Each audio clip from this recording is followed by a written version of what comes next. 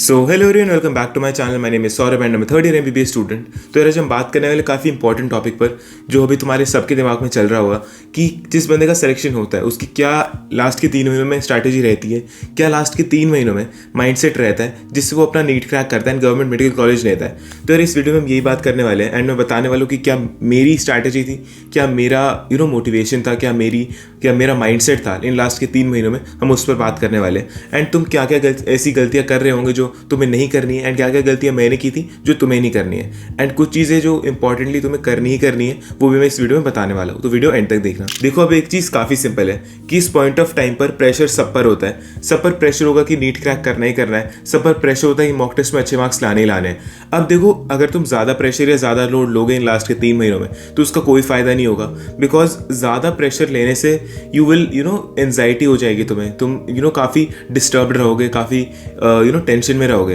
But the thing is कि तुम्हें बिल्कुल ये भी नहीं करना है कि तुम बिल्कुल प्रेशर ही ना लो, एकदम फ्री माइंड के साथ तुम सब कुछ कर रहे हो, ऐसा भी नहीं करना है। अपने को एक लिटिल अमाउंट ऑफ प्रेशर तो लेना ही पड़ेगा, एक थोड़ा अमाउंट ऑफ प्रेशर तो लेना पड़ेगा अपने दिमाग पर, अपने ऊपर, ताकि हम अच्छा परफॉर्म कर पाए। सोचो अगर तुम बिना प्रेशर के काम कर रहे हो, तुम्हारे ऊपर कोई स्ट्रेस ही नहीं रहेगा कि यार मुझे थोड़ा ये काम भी करना है, मुझे तो अपने आप को थोड़ा पुश करना है। जब तक वो पुश वाला एटीट्यूड तुम में नहीं आएगा ना, तुम इन लास्ट के 3 महीनों में अच्छा परफॉर्म नहीं कर पाओगे। तो प्रेशर कैन मेक यू और ब्रेक यू एंड थोड़ा सा प्रेशर लेना इंपॉर्टेंट है यार जिंदगी में। इस पॉइंट ऑफ टाइम पर थोड़ा सा प्रेशर अगर तुम ले लोगे तो बाद में तुम्हारी जिंदगी बहुत स्मूथ हो जाएगी। तो चलो बात करते हैं कि मेरा क्या माइंडसेट था, मेरा क्या स्ट्रैटेजी थी, मैं किस सब्जेक्ट में क्या कर रहा था इस पॉइंट ऑफ टाइम पर एंड मैं अपने आप को मोटिवेटेड भी कैसे रखता था।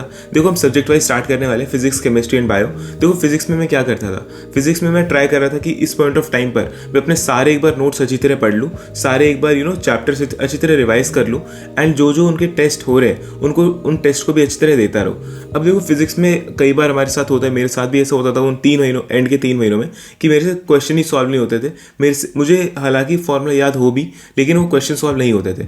दिस वॉज बिकॉज यार, क्योंकि कहीं ना कहीं हम एग्जाम्पल्स नहीं देखते हैं। अगर एग्जाम्पल्स तुम एक बार देखकर आगे बढ़ोगे तो तुम्हें एक आइडिया मिल जाएगा कि इस चैप्टर के क्वेश्चंस को अप्रोच कैसे करना है। तो अगर तुम्हारे साथ भी ऐसा हो रहा है कि तुम्हारे से क्वेश्चन सॉल्व नहीं हो रहे, तो इस स्ट्रैटेजी को अप्लाई करके देखना।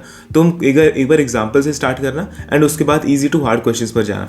तो ये थी मेरी फिजिक्स की स्ट्रैटेजी कि मैं नोट्स पढ़ने पर ज़्यादा ध्यान दे रहा था, फॉर्मूला याद करने पर ज़्यादा ध्यान दे रहा था and also I was trying to do all the chapters again once. अब देखो हर एक नीट एस्पिरेंट को इस पॉइंट ऑफ टाइम पर क्या क्या करना होता है। पहला, सिलेबस कंप्लीट करना है, पीवाईक्यू प्रैक्टिस करने, क्वेश्चन प्रैक्टिस करने हैं, उसके साथ ही टेस्ट सीरीज करनी है, फिर उसके साथ ही तुम्हें बैकलॉग्स खत्म करना है और रिविजन भी करना है। अब इतना सारा काम जब होता है कोई भी इंसान के पास, कोई भी नीट एस्पिरेंट के पास, तो यार काफ़ी स्ट्रेस्ड आउट हो जाता है वो इंसान एंड उनको एक टाइम टेबल प्रॉपर चाहिए होता है, एक प्लानर प्रॉपर चाहिए होता है जो इन सब चीज़ों को करवाने में उनकी मदद करे। एंड इसमें ही तुम्हारी मदद करेगा मेमोरीट का ब्रह्मास्त्र last sleep time table and batch. तुम्हें इस प्लानर में हर दिन के एक सेट एंड स्पेसिफिक टारगेट्स मिलेंगे कि किस सब्जेक्ट्स में तुम्हें क्या करना है एंड कितनी देर करना है, उसके टाइम स्लॉट भी तुम्हें दिए जाएंगे और साथ साथ तुम्हें ब्रेक के स्लॉट्स भी दिए जाएंगे ताकि तुम पूरे दिन में बर्नआउट ना हो। एंड जो सबसे कॉमन मिस्टेक जो हम करते हैं वो होता है कि हम कोई एक सब्जेक्ट पर ज्यादा फोकस करते हैं, कोई और सब्जेक्ट हम निग्लेक्ट कर देते हैं। लेकिन इस प्लानर में इसका भी सोल्यूशन है। इसमें सारे सब्जेक्ट्स को इक्वल इंपॉर्टेंस दी गई है, इक्वल टाइम दिया गया है ताकि कोई सब्जेक्ट वीक ना रह जाए। इसके साथ ही तुम्हें मिलती है ब्रह्मास्त्र लास्ट स्लीप टेस्ट सीरीज, जिसमें टोटल 4 पार्ट सिलेबस टेस्ट है एंड 6 फुल सिलेबस टेस्ट है। एंड इस प्लानर की एक और खास बात है, अगर तुम किसी भी दिन पढ़ नहीं पाते हो,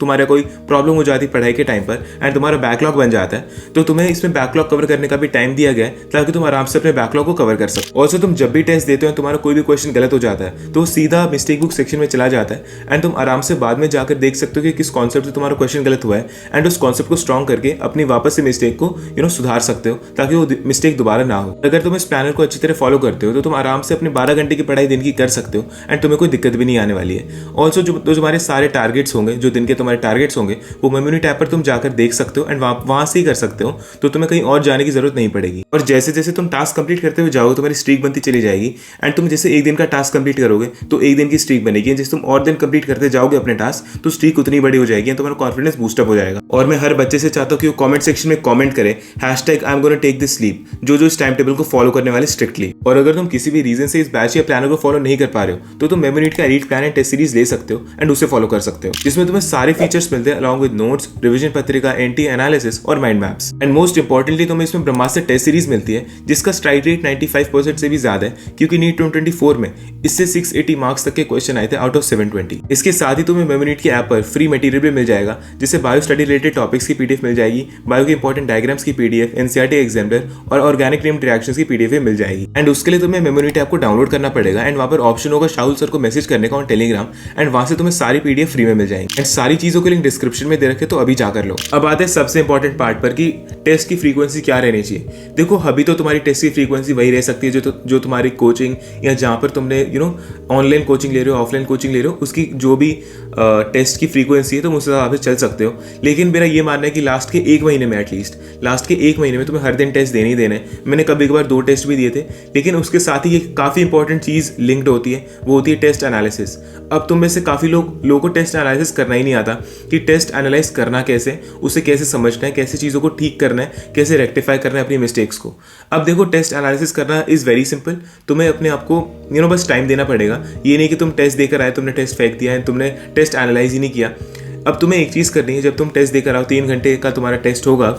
अब 3 घंटे का जब तुम्हारा टेस्ट होगा तो वापस आके घर आकर अपने टेस्ट पेपर को वापस से अपने सामने रखो या अपना जो भी तुम्हारी PDF है उसे खोल के रखो एंड देखो तुमने क्या क्या मिस्टेक्स किए, क्या क्या तुम्हारे क्वेश्चंस गलत हुए हैं एंड जो क्वेश्चंस तुम्हारे गलत हुए हैं उनको मार्क कर लो, सर्कल कर लो एंड जो कॉन्सेप्ट से रिलेटेड है वो, फॉर एग्जाम्पल वो रोटेशनल मोशन के किसी कॉन्सेप्ट से रिलेटेड है एंड वहाँ पर तुम्हारे काफ़ी क्वेश्चंस गलत है, उससे रिलेटेड 2-3 क्वेश्चंस तुम्हारे गलत हो रहे हैं बार बार, तो उस टॉपिक पर काम करो, उस टॉपिक को ठीक करो एंड स्ट्रॉन्ग करो एंड तुम ये चीज़ नोटिस करोगे कि तुम्हारे मॉक टेस्ट के मार्क्स इंप्रूव होंगे। तो में से काफ़ी लोग पूछते हैं कि भैया मॉक टेस्ट के मार्क्स इंप्रूव कैसे होंगे, तो ऐसे इंप्रूव होंगे तुम्हारे मॉक टेस्ट के मार्क्स। अब एक और चीज़ आती है वो है कि लास्ट के 3 महीने में रिवाइज कैसे करें, क्योंकि सिलेबस तो हमने फॉर एग्जाम्पल कवर कर भी लिया है, नहीं भी कवर किया है, लेकिन सिलेबस इज़ वेरी वास्ट। तो कहाँ से क्या करना है, कैसे क्या करना है, उस पर हम बात करते हैं। अब देखो सबसे इंपॉर्टेंट चीज़ जो मैं शुरू से बताता आ रहा हूँ वो है शॉर्ट नोट्स, क्योंकि बिना शॉर्ट नोट्स के यार बहुत मुश्किल हो जाता है इतने बड़े सिलेबस को कवर करना, फॉर एग्जाम्पल इन 1 मंथ। तो अगर तुम शॉर्ट नोट्स बना के रखते हो, अभी से अगर तुम शॉर्ट नोट्स बनाना शुरू भी करते हो तो भी कोई दिक्कत की बात नहीं है। देखो शॉर्ट नोट्स एक रामबाण की तरह, एक ब्रह्मास्त्र की तरह जो तुम्हारे पास रहेंगे जब भी तुम्हें रिविजन करना होगा, जब भी तुम्हें जल्दी जल्दी अपना रिविजन करना होगा। अब बात आती है कि शॉर्ट नोट्स बनाने कैसे, मैं पहले भी बता चुका हूँ लेकिन अभी वापस बता देता हूँ। देखो शॉर्ट नोट्स बनाना का तरीका सिंपल है। पहले अपने सामने अपनी जो नोट्स की कॉपी है उसे रखो, NCERT भी साथ साथ में रख लो। मैंने फिजिक्स और केमिस्ट्री की शॉर्ट नोट्स बनाए थे, मैंने बायो की शॉर्ट नोट्स नहीं बनाए थे, क्योंकि बायो आई फील की NCERT से ही पढ़ना होता है, NCERT में सब कुछ दे रखा होता है, सारी चीज़ें इंपॉर्टेंट होती हैं, कितना ही लिख लोगे तुम। अब बात करते हैं तुमने शॉर्ट नोट्स कैसे बनाने, ऑर्गेनिक इनऑर्गेनिक, फिजिक्स के कैसे शॉर्ट नोट्स बनाने। अब देखो नोट्स की कॉपी खुली है, NCERT खोलो ना खोलो डज नॉट मैटर, लेकिन नोट्स जरूर खोल के रखो। नोट्स के सारे जो फॉर्मूलाज है, सारे जो नेम्ड रिएक्शंस हैं, उन्हें एक ही कॉपी में लिख डालो। फॉर एग्जांपल इन केमिस्ट्री और इन फिजिक्स जो फॉर्मूला है वो फिजिक्स वाली शॉर्ट नोट्स में लिखो, सारे फॉर्मूलाज लिख डालो। जो फॉर्मूलाज हैं सारी क्या क्या चीज़ें डिनोट करती है वो भी लिख डालो। ऑर्गेनिक की नेम्ड रिएक्शंस, क्या रिएक्टेंट है, क्या प्रोडक्ट है, क्या इंटरमीडिएट है, किस टेम्परेचर पे दे रहे हैं, या क्या कैटलिस्ट है, वो सब चीज़ें लिखनी है एंड उसके साथ ही उसका एक नेम लिखना है रिएक्शन का। अब इसका फ़ायदा ये होगा कि लास्ट के जब 1 महीना बचा होगा, 2 महीने बचे होंगे, या अभी भी टाइम जब तुम्हारे पास बचा है, तो तुम रिवाइज करने के लिए तुम्हें सारे नोट्स बार बार नहीं पढ़ने होंगे। तुम्हें सिर्फ अपनी वो कॉपी खोलनी होगी, शॉर्ट नोट्स की कॉपी, एंड बस उसे एक बार पढ़ना होगा। एंड बिलीव मी, मैंने ऐसे शॉर्ट नोट्स बनाए थे जो मैंने पूरी फिजिक्स रिवाइज करने के लिए मुझे सिर्फ 1-1.5 घंटा लगाते थे। 1-1.5 घंटे में मेरी पूरी फिजिक्स रिवाइज हो जाती थी एंड सेम विद केमिस्ट्री की 1-1.5 घंटे में मेरी पूरी इनऑर्गेनिक केमिस्ट्री रिवाइज हो जाती थी। और मैं यही कहूँगा कि बस ये लास्ट के 3 महीने बचे हैं, अपने आप को थोड़ा काम, कंपोज्ड और थोड़ा सा ऑन टोज रखो, कमर कस लो एंड यही पॉइंट ऑफ टाइम है जब तुम अपने आप को ब्रेक कर सकते हो और मेक कर सकते हो। तो बस अपने आप पर काम करते रहो, पढ़ाई करते रहो एंड अगर तुम्हें कोई भी स्ट्रेस वगैरह हो भी तो मेडिटेशन ट्राई कर सकते हो। अब घर वालों से बात करो यार, घर वालों से बात करने से स्ट्रेस रिलीज होता है एंड कहीं ना कहीं मोटिवेशन भी तुम्हें देता है वो टू सी देम कि वो तुमसे क्या उम्मीदें लगा के बैठे, क्या तुम्हारे से एक्सपेक्टेशन लगा के बैठे। एंड अपने आप पर भरोसा रखना इज़ द मेन थिंग। जब तक तुम्हें अपने आप पर भरोसा नहीं होगा ना, तुम कुछ भी नहीं कर पाओगे। ये मैंने चीज़ें सीखी थी अपने नीट के टाइम पर कि हमेशा तुम्हें अपने आप पर भरोसा रखना है एंड अपने आप को रिमाइंड करते रहना है कि that you are not below anyone and no one is above you. इस चीज़ को अपने आप को रिमाइंड करते रहना है एंड उस पर ही वर्क करना है। एंड अगर तुम्हारे कोई भी डाउट्स या क्वेरीज हो तो तुम कमेंट सेक्शन में लिख सकते हो या मुझे इंस्टाग्राम पे मैसेज कर सकते हो। मैं जल्दी जल्दी रिप्लाई देने की कोशिश करूँगा। So keep hustling and keep studying. Good bye.